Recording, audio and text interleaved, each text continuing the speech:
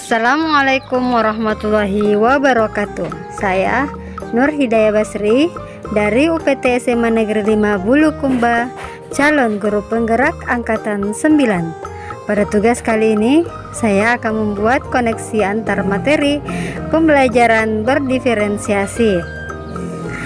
Pembelajaran berdiferensiasi adalah suatu upaya pembelajaran yang dilakukan oleh guru untuk memenuhi kebutuhan individual setiap murid sesuai dengan kebutuhan murid. Kebutuhan tersebut dapat berupa pengetahuan yang ada, gaya belajar, minat, dan pemahaman terhadap mata pelajaran.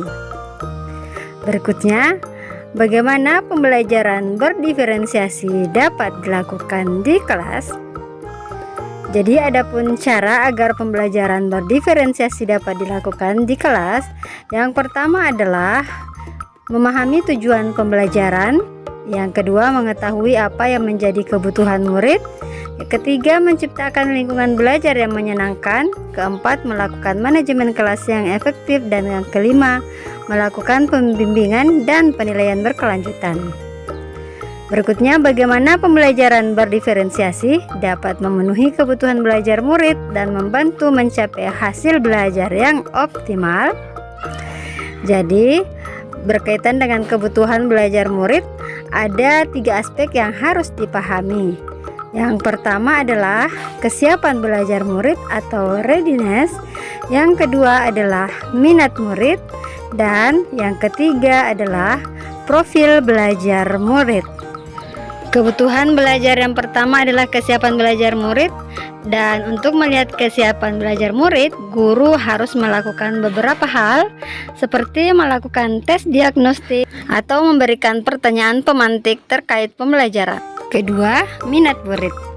Minat adalah salah satu motivator penting bagi murid untuk dapat terlibat aktif dalam proses pembelajaran. Sehingga dengan memperhatikan minat murid, diharapkan dapat meningkatkan motivasi belajar murid. Dan yang ketiga, profil belajar murid. Tujuan dari memetakan kebutuhan murid berdasarkan profil belajar adalah untuk memberikan kesempatan kepada murid untuk belajar secara natural dan efisien. Berikutnya, apa saja yang harus dilakukan untuk mengetahui kebutuhan belajar murid? Dan tentunya yang harus dilakukan adalah yang pertama, mengidentifikasi pengetahuan awal murid. Yang kedua, berbicara dengan wali kelas murid sebelumnya. Yang ketiga, mengamati perilaku dan kebiasaan murid. Keempat, melakukan penilaian kognitif dan non-kognitif. Dan yang kelima, membaca rapor hasil belajar murid. Berikutnya, bagaimana kaitan antara materi modul 1 dengan modul 2.1?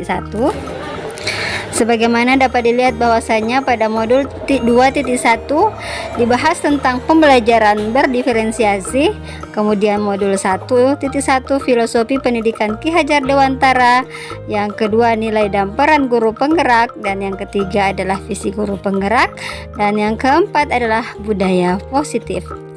Jadi kaitan modul 1.1 dan modul 2.1 adalah bahwasanya salah satu bentuk kegiatan yang dilakukan untuk pembelajaran yang berpusat pada murid adalah melakukan pembelajaran berdiferensiasi, yang tentunya hal ini mempunyai kaitan erat dalam mewujudkan filosofi pendidikan Ki Hajar Dewantara.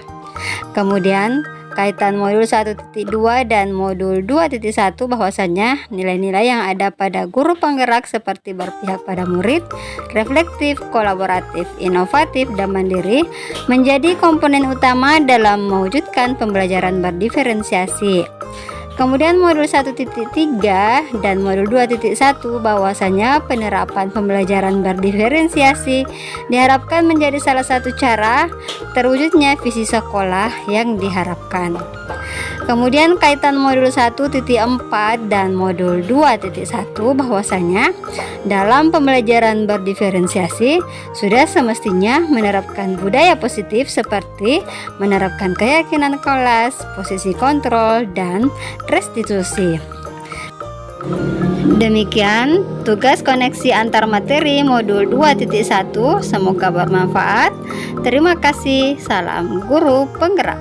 Tergerak, bergerak, menggerakkan. Wassalamualaikum warahmatullahi wabarakatuh.